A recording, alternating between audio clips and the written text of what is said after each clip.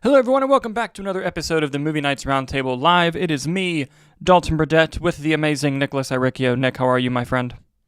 I'm wonderful on this Friday evening. How are you, my friend? You know, I've been better, I've been worse, but I'll always be here. That's kind of where we're at. So, Hmm. you know, That's why I have gin and tonics. that's why I have Mountain Dew Zero Sugar. Neither sponsor the show. Yeah, nope. Our show is definitely not sponsored by Ryan Reynolds Aviation Gin, but the bottle was provided to me by my cousin Louie. So if anything, tonight's show is sponsored by him. Thank you, Louie. Thank you. We hope you like the episode. Guys, we have we can only hope. Guys, we have an interesting episode for you guys today. We had a couple of stories drop just today, just hours ago. And we also have a big story that dropped, I think, 2 days ago that we're going to dive into. The main story being, of course, that Sadie Sink has joined the cast of Spider-Man 4, and there's speculation as to what's going on there. But before we get to that main topic, Nicholas, we have some other topics to get to. Let's pull up your lovely PowerPoint here. Oh boy. First up, our first story is that The Life of Chuck has released its first teaser, and we're going to have a little discussion about it. For those of you that don't know, The Life of Chuck is the latest film from Mike Flanagan, based off of I forget if it's a full novel or a short story by Stephen King. And I think despite it's like a novelette, I believe is the novelette, term. Yeah. got it. Despite what you might think, it's not a horror film, and I think the trailer actually does a really good job. It says from Stephen King, and it says author of The Shawshank Redemption, The Green Mile, and Stand By Me, as a way to kind of like immediately put you like, no, it's this Stephen King, not the other, side of his brain. But I thought that the teaser was really well done. It looks really interesting, really intriguing. I've never read the novelette. I don't know what it encounters. The plot description is very vague. It's basically just saying like through the destruction of societies told through the life of one accountant named Chuck, who's played by Tom Hiddleston. Matthew Lillard was second billed in the credits, which was very surprising to me, and I enjoyed. I hope your light just comes on every time I say Matthew Lillard. That would be really fun. So I keep forgetting that it's on like an automation thing. So Uh-huh. like I go to set it, but then it just automatically kicks in. It happens because you have your light problem. I have my thumbs up problem. Watch, it's going to happen right here. There it is. Yep. But it keeps happening. But listen, I really like this teaser. I think Mike Flanagan is an amazing filmmaker, and I'm looking forward to seeing him do a story that's very heart driven.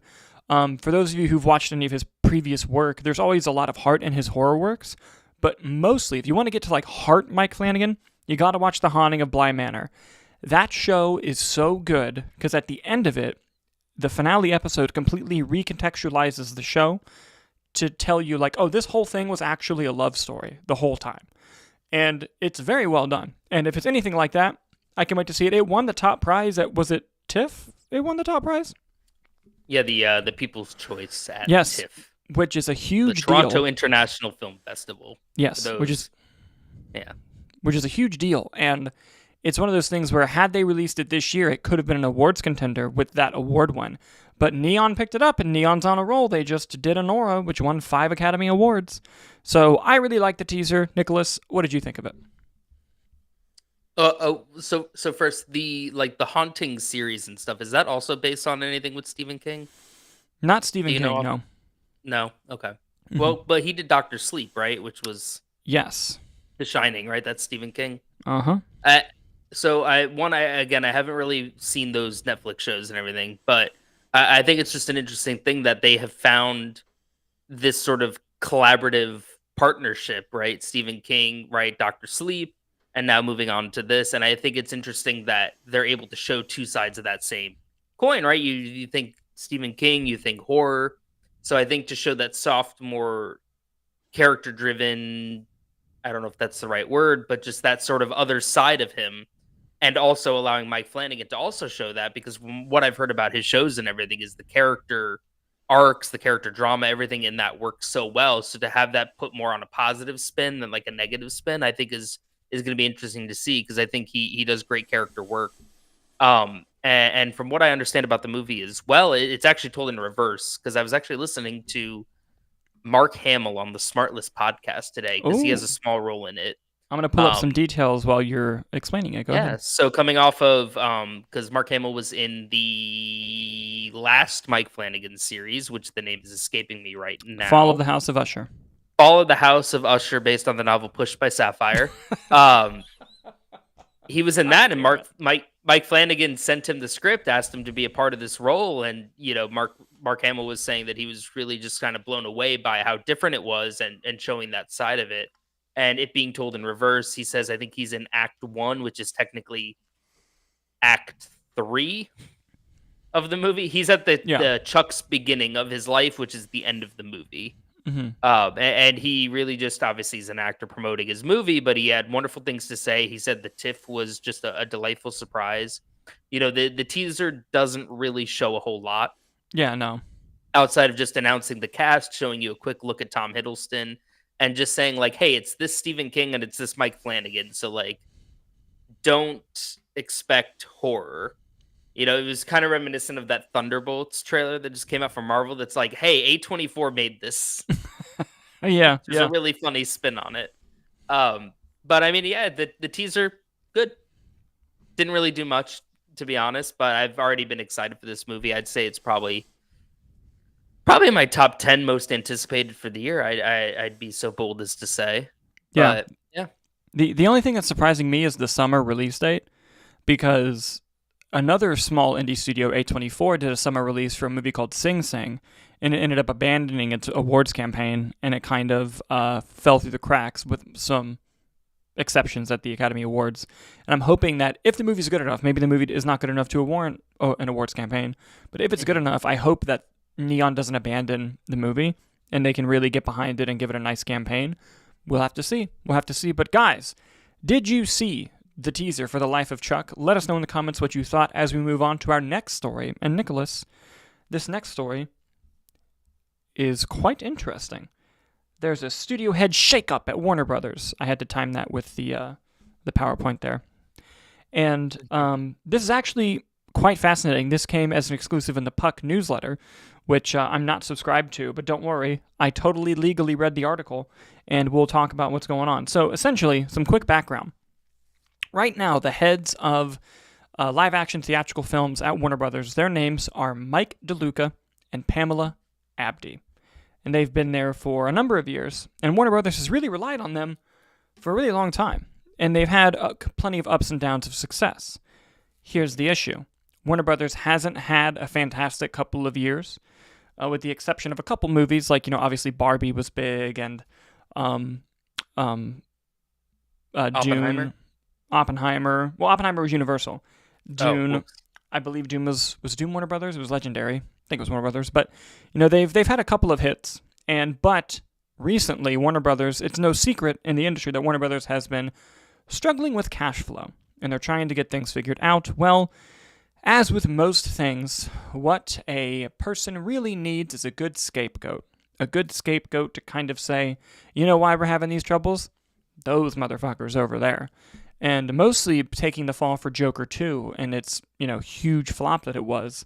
A lot of people at Warner Brothers are starting to look at Mike and Pam and say, these are the problem, they need to get out, and we might replace them. But what became really interesting is one of the names that's being tossed around is actually James Gunn's co-head of DC Studios, Peter Safran, which would be a very odd choice, in my opinion.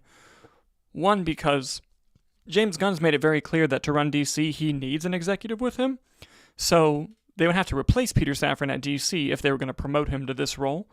And Peter Safran would have to want the role, too. And he seems like he's doing fine. And what fascinates me about that choice is it's something that would have to come along with, like, I'm just confused by it. Let me rephrase. I'm confused by it because now, and let me also make clear, my brain's a little everywhere. This is not official. He's not been chosen. He's just a name that's being thrown around. They've also said that they're looking at people on the outside of Warner Brothers to bring in and put in this role if they do replace Mike and Pam, which I think would be the right choice, would be to get somebody from the outside.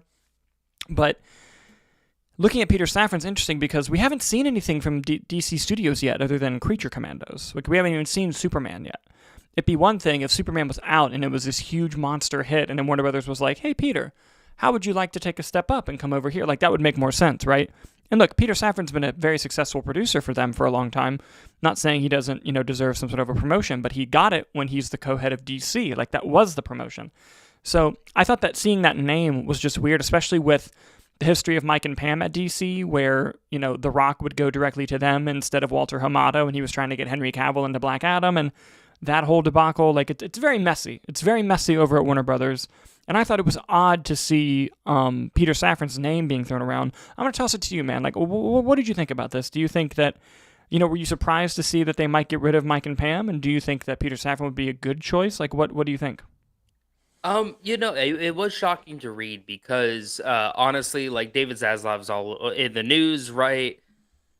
Cutting projects, axing, shelving things before they're released and everything. But one thing that's always been sort of consistent at Warner Brothers is Mike DeLuca and Pam Abdy. To be honest, I think of them more with Warner Brothers than David Zaslav, and if you read reports coming out from actors, other producers, directors, everyone seems to really over enthusiastically support the two of them. Mm-hmm. Everyone has nothing but positive things to say about them as those executive producers, as those creative heads.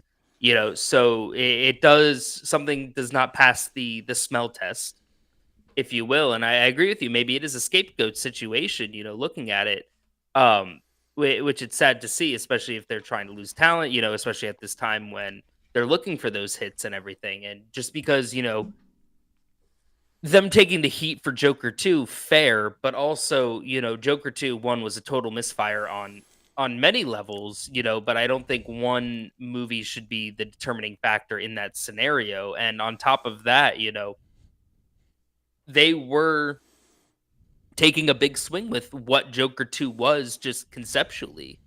So, I think them getting a slap on the wrist for that, sure, but like all of this stuff based off that, they took a risk. But honestly, if you ask me, oh my God, what's the guy's name that directed Joker? Why am I blanking? Todd Phillips. Todd Phillips directing a Joker standalone movie was also a big creative swing, and that got Joaquin Phoenix a Best Actor Oscar, was nominated for Best Picture, and weighed over $1 billion at the box office. And I was actually going to piggyback off of that and say, like, greenlighting Joker 2 was not a mistake. No, like, not at all. Like, Joker 2, like, when you look at Joker, $55 million movie that made $1 billion. Of course you're going to greenlight Joker 2. That's not the issue. The issue was kind of whether you should have not reined in Todd Phillips or not. But, but also, I think what's really starting to show up, and I think why this story broke when it did, is based on the news of Mickey 17 is going to end up being a big money loser for Warner Brothers. And I think that is kind of where this conversation started to leak out. And again, it does look like they're using it as scapegoats. And I'm not saying they've never done anything wrong. Like, a lot of the failures you do have to take some sort of responsibility for. But it's not solely on them. Like, when Warner Brothers, under the old regime, fucked up by screwing over all of the talent by putting everything day and date on HBO Max, it was up to Mike and Pam to try to mend relationships and get people back to the table. And they signed some overall deals with several actors. I think, isn't Timmy Chalamet's one with Warner Brothers, if I'm not mistaken? Like, I believe so. Like, there's a couple on the table where, like, they were really fundamental in those things for the long term. So taking it out on them it's very odd. Kind of what you were saying. It's very odd to me, and I don't like seeing it. I really don't like seeing it. No, and as for, I guess that was sort of part one, right? Part two is the Peter Safran of it all. Mm-hmm. And to me, honestly, I think that's a huge mistake. And I think Peter Safran is a fine producer, right? If you look on his IMDb, as I just did, right, he is responsible for, well, a good chunk of like the old DC, right? A little bit of like the Conjuring and the Nun universe, right? But if you look at critically, how these movies are being received, a lot of his track record as a producer, not great. Mm-hmm. And that's, however much he's labeled as just a producer on a lot of these, right? So I think his say power, however that works, I don't know the involvement on that level, right? The old DC and everything. But more specifically, if you look at things that he was an executive producer on, which includes specifically Peacemaker and Creature Commandos, and I believe The Suicide Squad, and the monkey, which is Osgood Perkins, Mm-hmm. I think if you're looking at that and critically what movies that he's produced have been well received, crossed with what he's an executive producer on, you're looking at James Gunn's DC involvement. So clearly the two of them have something figured out. And I don't know what bulk of that is on James Gunn. I don't know what bulk of that is on Peter Safran. Who's doing what heavy lifting? I assume probably James Gunn, but every director needs a great executive producer to reel him in. So I think that then removing that before this DC universe has even had a chance to get up and running and hasn't even had one film out, let alone at least like 5 to have a track record that you can account for. I think that's a big mistake. Yeah, and I think we're on the same page in that while nobody has the job right now, him taking the job would be the wrong move. Yes. 100%. Well, guys, what do you think about Mike DeLuca and Pamela Abdy possibly leaving Warner Brothers? And do you think Peter Safran is a good choice to replace them, or should it be somebody else? Let us know in the comments as we move on to our next story. And Nicholas, this one kind of came out of nowhere. I believe it was yesterday that this dropped. Maybe it was this morning. This morning felt like forever ago. But Barry Jenkins is a filmmaker that I really love and admire. He makes excellent work, director of films such as Moonlight, If Beale Street Could Talk, if you've never seen that movie. Wow. And he also just directed the most recent Mufasa the Lion King, which was way better than it had any right to be. Despite some of its flaws, it was way better than it should have been. Well, we have details about Barry Jenkins' next film. He has cast Glen Powell in a lead role, and this is really exciting. And the film itself, we have details on. It's going to be an adaptation of Matt Aldrich's upcoming novel, The Natural Order, and it'll be distributed by Universal. This is interesting. So, Glen Powell, obviously, is one of the few true movie stars that we have at the moment.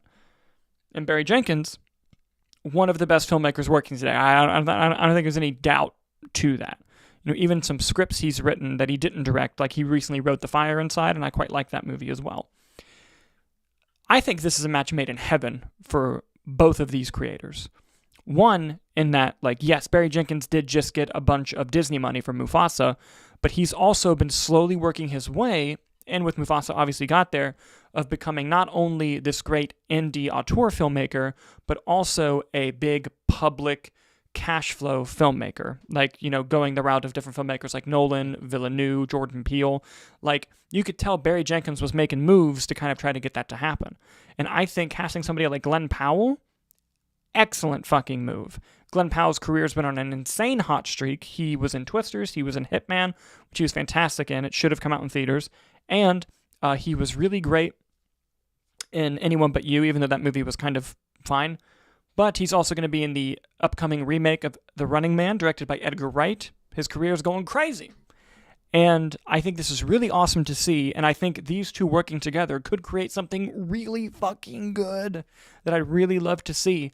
And I think it's a match made in heaven in that, Glen Powell's career is going all over the place, from big blockbuster to Netflix film, to now he's with Barry Jenkins, this kind of indie film-loving filmmaker, kind of like Richard Linklater was for Hitman. Glen Powell's a smart guy. Barry Jenkins is a smart guy. This is an excellent move.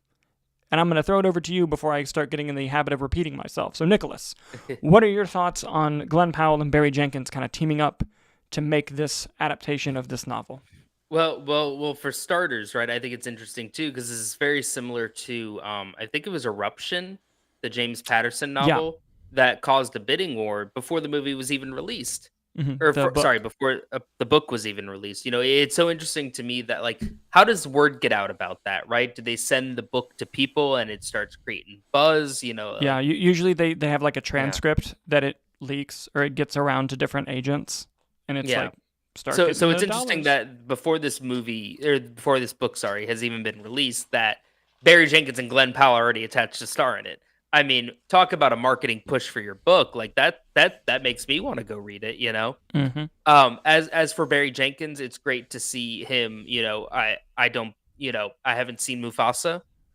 I've seen him talk about Mufasa a lot on the Dolby intro at AMC, which unfortunately they recently changed. But, I saw Mufasa as, you know what, man, get your bag. Good for you. Mm-hmm. go for it. And he even then, after once that check cleared, he was like, I'm never doing that again. So it's great to see him going back to some sort of roots on that. And as for Glen Powell, one of the biggest movie stars working right now, and if you're looking at his agency, whoever they are, I think it's CAA, Yeah. impeccable work. I mean, if you're looking at the talent, not just the movies you name, but look at the directors, right? Top Gun Maverick, Joseph Kosinski. You have Hitman, Richard Linklater. You have Twisters, Lee Isaac Chung, who won was nominated for directing for a movie that wasn't nominated for Best Picture. Mm-hmm. You have him coming up in The Running Man, which is directed by Edgar Wright, So he is attracting this level of directors that want him in the movie, and the movies are attracting this level of talent, and I think he has been someone that has consistently put out very solid results. Same for all the directors that he's attaching himself with. And it does not shock me. I think he also has a J.J. Abrams movie coming up on his docket as well, if I'm not mistaken, Yep. And he's got So a series coming out too.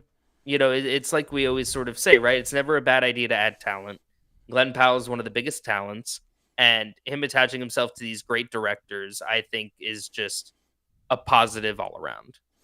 I agree. And going back to kind of the Mufasa Barry Jenkins thing, I think obviously, yes, he got his bag money-wise. And yes, I'm sure there was something about the story that attracted him to make it. But more importantly, it was probably a hell of a learning experience. Like, from somebody who went from Moonlight and If Beale Street Could Talk to Mufasa, he's probably learned so much more about big-budget studio filmmaking, because now he's making a movie that's based on a sci-fi novel. So whatever lessons he's learned from the big studio space, he's going to take it back to a little bit of a smaller scale, I assume, and make something better with those new skills that he's learned, which that excites me. Like I want to see, all right, what did you take away from Mufasa, and how are you going to blow our minds with it? Like, I'm really excited to kind of see that. Well, I always like to see that, right? And I like the progression of it, right? Because if you look at someone like a John Watts, right? His first movie that got big was Cop Car, which was, I think it had a cast of about 17 people, and was made for less than $1 million. And then he got Homecoming, Spider-Man Homecoming. And then he really just focused down on that Spider-Man trilogy. And I think even if you just watch the trilogy as a whole, you're watching a director improve, I think, personally, from a directing standpoint, each film. So I'm very excited for what that would bring to Barry Jenkins. Maybe him having an IP that's not bogged down by, Disney's bureaucratic red tape, what have you, and him being able to maybe he had this on his radar for a while and was like, let me go see how CGI works real quick, and we'll knock that out and we'll be good to go. Yeah, no, absolutely. Absolutely. And guys, what do you think about Barry Jenkins and Glen Powell joining forces on a new film? This is one of the most exciting movie news stories we've gotten in a while. This is awesome. Let us know in the comments below as we move on to our next story. And Nicholas, this next one just dropped 2.5 hours ago. Literally, we had the show set. The PowerPoint was ready. I was finishing up work at the day job, getting ready to come home, walk the dog, go live. And then you sent me this article. My first response was, well, shit, we got to talk about this on the show. It's the first thing we said. Guys, a reboot is coming of Starship Troopers. And not just any reboot. It is being directed by Neill Blomkamp, the director of such films as District 9. This is absolutely crazy news. So he'll be writing and directing, and it's going to be based on the 1959 source material, not the 1997 movie. And honestly, I'm both happy and sad about that. And Sony is going to be making it, by the way. I'm happy and sad. I'm happy because it's going to be a new take based off of the original source material from Neill Blomkamp, who, while he's made some hit or miss movies, I think he's an exceptionally talented filmmaker. And, I'm excited to see it. But it's also a little sad because Starship Troopers is such a unique movie. It's such a great satirical, perfect thing. There's almost nothing else like Starship Troopers in the type of movie that it was, the type of story it was telling. If you look at quotes from the director about what people should take away from the movie, it's so funny. And it's just this special thing in time that's remember Starship Troopers? It's a movie that's been misjudged, misunderstood, reevaluated. It's a very, a lot of fun film history around Starship Troopers. And it was because of the very specific take that they did. Now, we're going to get a different take, which is nice, but I also kind of man, what if they But at the same time, how do you do that original movie again the way it was? It's impossible. Like it's such a unique piece of media. Like there's no like doing it again. And so it makes perfect sense as to why they're kind of going off and making a different version of it based on the original material. Because how do you do it? Like, how do you make it? It'd be like remaking a David Lynch movie, but making it the same. It's like, you can't. It's David Lynch. It's not happening. But anyway, what were your thoughts on this when the news dropped? Well, let me tell you that I have never seen Starship Troopers. Damn it. But I am a Neill Blomkamp fan, so that's really where my sort of info of the story comes. And I'll be honest, the reason I realized I had not seen Starship Troopers is because in my mind, that is the same movie as Galaxy Quest. What? Well, I discovered this because I was like, oh, Starship Troopers with Tim Allen. Interesting, Neill Blomkamp's moving to comedy. And then I went on IMDb, and lo and behold, those are different movies. They're such different movies. They are, so I'm very excited to check out Starship Troopers. Dude, you gotta watch Starship Troopers, man. Invite me over when you do. I'd watch it with you. So I'm excited that Neill Blomkamp's directing a new movie, but really, so my in this story, right, is that to use up my equal time here, I'm just gonna read some taglines for the original 1997 movie because they're wild. These are the taglines on IMDb. First one, right off the bat. Genocide doesn't compare to this. Don't think you could take that one. And I hope that doesn't get clipped out. Since the dawn of his existence, humankind has ruled the earth, but now the rules are about to change. There is, when you battle 6 trillion enemies that will eat you alive, there are only 2 rules. Everyone fights, nobody quits. Hoorah. The only good bug is a dead bug. Oh, yes, that's classic. Mankind just became an endangered species. Mm-hmm. And then these are my 2 favorites. Forget the insecticide, bring on the nukes. And you can't step on these ones. Mm-hmm. It's good now, shit, just buddy. from these taglines, I assume this is a war movie? Where they're fighting big bugs. Correct. But like the satirical propagandizing that it does is so fucking funny. Like it's something else. You got to watch it. You got to watch it. So is it a comedy then? Yes, but it was not evaluated as such kind of originally. Like the journey of this movie, like you got to look up like the whole journey with this movie. It's so fascinating. It's so fascinating. Oh, yeah, so like good. IMDb does not even list it as like comedy or satire on IMDb. You know what it is? It's kind of like the argument of Malignant, of like you and I are like, oh, this is camp. This knows exactly what it is. And Kyler's like, no, it's just bad. That's kind of the same argument. The Starship Troopers. So you think Starship Troopers, this title's really fucking me up, guys. You think Starship Troopers is meant to be over the top, satirical, whatever be it? Well, this version of it, which is why it makes sense that they're not doing that, because I don't know what the original source material has. It could be like a completely different type of story, but like I don't think there's any replicating this, like how the way it's done. Okay. I fully believe in the reboot, and I think Neill Blomkamp's gonna do a great job, but like not like this, and I'm kind of glad they're not. Here's the interesting thing though about it, right? Mm-hmm. The title and deadline calls it a redo, not a reboot, which I think is interesting. Yeah, it's kind of interesting.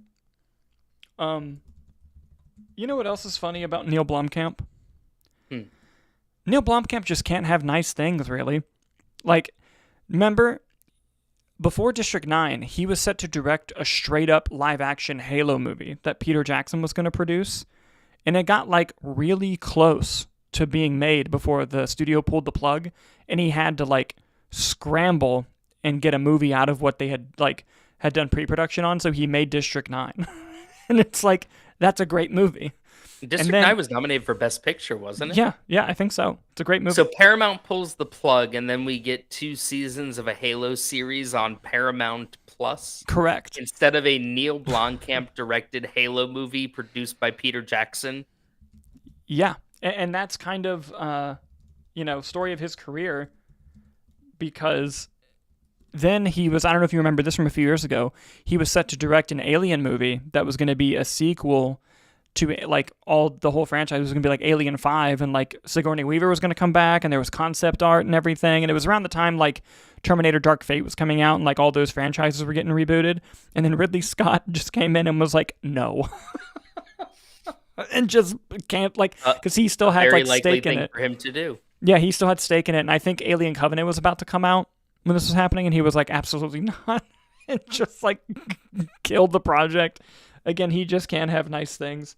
It's Listen, so funny. If District 9 is what you pull out of not making a Halo movie, I'm very excited for Starship Troopers, but that also makes me hope that it gets pulled to see what he does. Yes. So a quote, going back to the original Starship Troopers before we move on, here's a quote from the director, Paul Verhoeven, that I want to talk about as to why this movie belongs in a museum. This is a quote talking about Starship Troopers. I want to make a movie that's so painfully obvious in its satire that everyone who understands it lives in the perpetual psychological torment inflicted on them by all the people who don't. It's so good. What the fuck is this movie? Oh, dude, you gotta watch it. We're gonna look up clips. You got Denise Richards, Neil Patrick Harris, Clancy Brown, Michael Ironside. My God, I mean, what a cast! You gotta watch it, and we're gonna watch it together. This will be a together thing. But guys, what do you think about Starship Troopers getting rebooted by Neil Blomkamp? As we move on to our main topic story, Nicholas, and this kind of shook the internet movie superhero space when it came out. Everyone was super cool about it. Yeah, everyone was totally normal. No one had any thoughts. No. A few weeks ago, in the Insider newsletter from Jeff Snyder, he had mentioned that he had heard that Sadie Sink was being looked at for a Marvel role. But in that Marvel role, he goes, I'm hearing it has to do with Jean Grey. And we even talked about it on the show about a week ago, saying like, oh, here's like a rumored cast of who Marvel's looking at for potential X-Men people. And it wasn't confirmed, and even he was like, this is confirmed, this is just what I'm hearing. Well, Sadie Sink has been cast in a new Marvel movie. Technically Sony, but Marvel. But it's in Spider-Man 4. And her character isn't confirmed, but it's gotten people thinking, who the hell is Sadie Sink playing in this movie? And there are a lot of theories and more stuff going on about it each day it was out, because I think it came out about 2 days ago. For those of you that don't know, Sadie Sink was previously in Stranger Things. She was also in The Whale with Brendan Fraser. Spider-Man 4 is going to be directed by Shang-Chi director Dustin Daniel Cretton, and again, no word on who she's playing. Now, there are a lot of rumors as to who she could be playing, one of them obviously being Jean Grey from, what Jeff Snyder was talking about, but why have an X-Men character be in Spider-Man 4? It kind of doesn't make any sense, whatever. So here's what I'm going to do. I'm going to tell you why it makes sense that it's Jean Grey, why it doesn't make sense it's Jean Grey, who the new prevailing theory is, why that makes sense and doesn't, and then I'm going to do who my theory is, okay? Okay. Then I'll throw it over to you. I'm going to give myself the single. Here's why it makes sense it's Jean Grey. Everyone knows the deal between Marvel and Sony as to how they can use Spider-Man back and forth is whenever Sony makes a movie with Spider-Man that Marvel produces, one of the caveats, one of the trade-offs is, hey, you have to give us a big Marvel character in the movie. And it has to be someone worthy enough that we think, like, we approve, like, yes, they're cool enough to be in the movie. Homecoming, you get Iron Man, the creme de la creme of the MCU. The second movie, you get Nick Fury and Maria Hill. Not bad. Nick Fury was bigger at the time than he is now. In the third movie, you get Doctor Strange and Daredevil, right? I think an X-Men satisfies that requirement, especially if you're launching a new X-Men, right? So that would make sense for as to why it could be Jean Grey, because it satisfies that Sony requirement and it could have a good parallel for whatever story they're telling, right? Why it doesn't make sense. Why the fuck would you put this in the Spider-Man movie? like there's so much going on already based off of the previous movie, and this movie's coming out in between the two Avengers films, which I'll get to in a second. So it just seems like more of a distraction than part of the story. And I could be wrong about that, but it just on the surface doesn't make sense that it would be Jean Grey, other than to satisfy that requirement, which they could satisfy with any other Marvel character that's worth it, right? So that's why it doesn't make sense. Here's another prevailing theory that's coming out, and this has to do with the movies coming out between the two Avengers films. People are saying that she's going to be Mary Jane from another universe. Because maybe after Doomsday, there's a bit of an incursion and the worlds collide. And maybe in Doomsday, they don't fix the spell about Spider-Man's identity, so Zendaya still doesn't know who he is. None of that's going on. So who does he run into? A new MJ. An MJ from a new universe that's kind of lost in this world. And you kind of see them hit it off and be together. That kind of makes sense. That's why that makes sense. Why that doesn't make sense is why would you cast Sadie Sink for a role that's most likely going to be a one-off when you have Zendaya already in your franchise? Like, that just, it doesn't make sense. Like, if you're going to get Sadie Sink, like, give her a role that's going to last. You know, like, don't do like a one-off Mary Jane from another universe. It doesn't really make any sense. So let's get into my theory, Nicholas. Ooh. My theory is that this will be a multiversal film as it comes out in between the Avengers movies as of right now. Could change, but right now it does. I would not be shocked if there's a big incursion at the end of Avengers Doomsday in which we get brief appearances of Tobey Maguire, Andrew Garfield. We get the Spider-Man back again for Spider-Man 4. We know Sony would want that after the success of No Way Home. What if all of those worlds have an incursion and Sadie Sink plays the daughter of Tobey and Kirsten? Mayday, is that her name? Mayday Parker? I might be getting that wrong. Yeah, that was the baby in the second Spider-Verse movie, right? That Nick Miller Spider-Man has. I think it could be possible. Ah. I think it could be possible. That's just my theory. But I'm going to give you the single shot now, Nicholas. Oh, boy. What makes sense to you? Who do you think she's playing? What the hell's going on with Sadie Sink in the MCU? You know, I mean, I guess technically Mary Jane is a possibility because, you know, Zendaya's Michelle Jones, right? MJ still, but to me, that was, I feel like would be undermining the Michelle Jones character. Personally, you know, and I really like Zendaya and their chemistry. Obviously, a new love interest is a possibility, right? But I feel like a lot of people too also got hung up on the red hair, as if wigs or dyeing doesn't come into play. I saw a lot of people saying Firestar, which would be interesting, you know. But yeah. I think something to consider, right, is Sony doesn't like to let things go. Right? The Sinister Six, they've been trying to make work for years. They do not want that. One big thing, right, that was coming was a Spider-Woman movie directed by Olivia Wilde, which I think sort of fell off the radar, fell off the grid, you know? So maybe that's them looking to be like, well, we want to use Spider-Woman. How can we do that? And maybe we make her Peter Parker's classmate in college, maybe make her do that, right? But we could even look past that, right? Let's go, maybe there's a Silver Sable. That could be interesting. Maybe she's Black Cat. That could be fun, you know? I think something that would be interesting, right, is Sony's obsession with the Venom universe and the symbiotes, right? Maybe we set her up to be like a Scream. Oh, you know, maybe we get some symbiote action happening in Spider-Man 4. But the thing I think could be interesting, and I don't know how it would work, and if it would be kind of a cop-out, right? Maybe a little bit.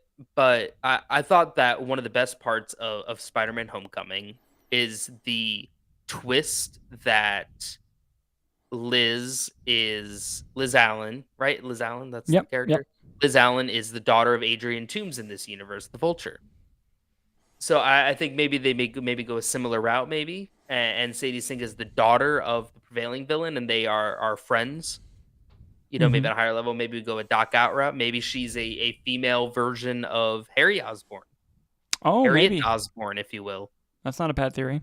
Probably be a worse name, but probably a better name than that. But, you know, I think maybe, you know, I don't think it's going to be a character that ultimately maybe dons a costume, you know, similar to like Ned Leeds and Hobgoblin. but I could see it being some weird variation of that, right? Look at the animated Spider-Verse Spider-Man show that just came out, right? You had Lonnie Lincoln as his classmate, and he becomes Tombstone, and they do a great job with that during the show. So Mm-hmm. I could see it being maybe something more like a name-only reference, maybe like a Ned Leeds type deal, maybe some teases here or there. But I think that's where I'm going to put my money in is something like that, or maybe the daughter or relative of a villain, right? Because that's really when Spider-Man thrives, right? Is Mm-hmm. when his personal life and his superhero life begin to mesh, right? That's what creates excellent tension with Vulture and him, right? Mm-hmm. With his relation to Liz Allen. I think that's when things are the strongest personally, especially like Sam Raimi did an excellent job, even in Spider-Man 3, just throughout the movies, of really balancing that connection. Yeah, no, I agree with you. And, you bring up a lot of interesting points. And, to your point of like, they can dye her hair, they can make her more buff, they can do whatever they want, they can add makeup. Could you see her, because this isn't the typical route of this character, but obviously a character a lot of people wanted to see for a long time is Felicia Harding, Black Cat. Do you see them doing a different story route than we're used to with Sadie Sink, or do you think that's something that they're saving to be a bit more traditional? I feel like with Black Cat, they're going to keep that more traditional route. Yeah. I could see being that. People were joking on the internet saying she's Screwball from the games, the video games. That's like the annoying podcaster, Mm-hmm. and they could even do that, right? Maybe she's not a villain, but maybe she is that like popular vlogger influencer type character in Mm-hmm. in this universe, right? Because we had what Betty Brant was the school news reporter, so why Mm-hmm. not have like a influencer college classmate? Yeah, fair. That's I don't completely know. fair. I don't see it being maybe a major hero character, right? I personally I don't see her donning a costume. I think ultimately it could just end up being like a friend number 3 type role, But I think I could see it going a similar route with like a Ned Leeds, where it's like a recognizable character in name, Yeah. or a relation to a bigger threat. Yeah, and she can end up just being like an intern for the Daily Bugle that becomes interested in Spider-Man or whatever. Like there's so many different Yeah, routes, like no, you said. absolutely. But I think if you're Sony, if you're Marvel, you don't waste like a nothing role on her, especially when you're trying to capitalize on the last season of Stranger Things that's going to come out like 7 months before this. Like you want to like propel that, and I think that's kind of what they're hoping on, is to propel from the popularity of that, the popularity of her. It's gonna be interesting. It's gonna be interesting to see what they do. Going back absolutely. to what you said, it was Firestarter. Was that the character? Firestar. Firestar. It's a cool deep cut comic book thing, but I don't know if that's what they're gonna do like for Spider-Man 4. Like I don't see it. Hey, I could be wrong. I've been proven wrong before. But I mean, I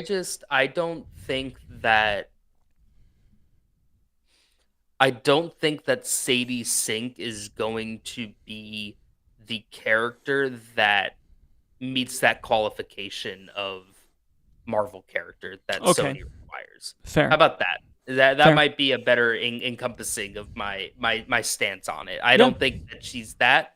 I think it's going to be an existing. I think that Sony loves their ties to the MCU, and I think they want an already established face, not like, let's say she is Jean Grey, right? I don't think Sony wants that because their X-Men movie hasn't come out. They want to bank on the popularity. They want Doctor Strange in their movie. They want Robert Downey Jr. in their movie. They want I like it. Samuel L. Jackson in their movie. I could see it being that. I could see it being maybe even an Anthony Mackie, Captain America, going into that. Mm-hmm. We don't know who the Avengers are. Maybe there's a little sub story of him trying to recruit Spider-Man, who Mm-hmm. he doesn't know who he is at this point. And But they're gonna want the name. yes, I know, I agree. And to your point, I'd be more inclined to believe she was Jean Grey, or she's the Marvel requirement character if we find out that she's in Doomsday as well. I think unless we hear that, there's no reason to suspect otherwise. Well, I mean, I don't know though, because like Ned was in Infinity War technically. No, but I'm saying you're saying they want a star, they want a big character that they've seen Oh, before. yeah. Well, if she's Jean Grey in Doomsday and she kicks a lot of ass in that movie, okay, we'll take true. her. Like if Yeah, Doomsday is her introduction. yeah. Yeah. But something else that I wanted to bring up is like, what if they keep the tradition of making redheads be blondes and she's just Gwen Stacy? Yeah, I mean it's entirely possible. That Yeah. that seems to be the trend of just next series new love interest type thing, and I think that it's a possibility, right? Liz Allen was a deep cut at the start of it, and then they went a more non-traditional route with Michelle Jones instead of Mary Jane and having that MJ tag on it. So it would not shock me if she is just a Gwen Stacy. Yeah. You never know. Yep. But guys, who do you think Sadie Sink is playing in Spider-Man 4? Do you think it's going to be a big character? Do you think it's going to be a small nothing character? Let us know in the comments as we wrap up the show here, guys. This was a nice little fun little 45-minute stream. We appreciate you guys joining us. As always, you can find our social media and links to other reviews and stuff down in the description below. And if you're like to listen to audio-only versions, you can find us on your podcasting app of choice. And if you're listening audio-only, please consider coming and subscribing to us on YouTube. We're so close to 5,000. I think we're at about 60 subscribers left before we hit 5,000. We'd love to hit it sometime soon. And with that, that'll do it.